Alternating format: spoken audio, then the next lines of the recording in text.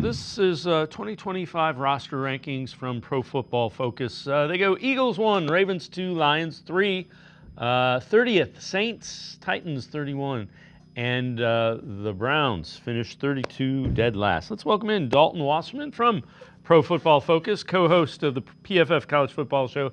Dalton, take us through kind of how you arrived at those rankings and how the Browns end up at 32 in those.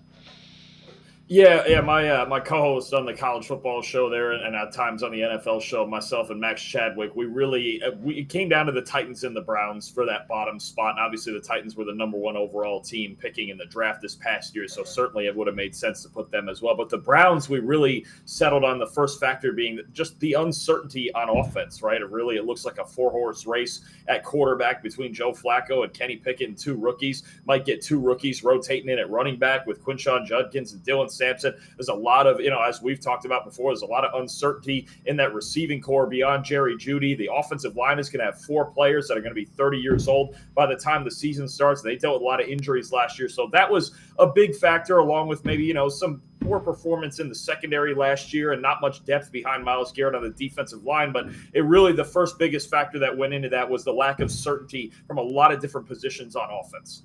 The other thing is they're going to rely, in theory, on a number of rookies to start. And now if those rookies play the way the Browns grade them to, they could end up being a pretty good team. If they don't, it's going to be an uphill battle.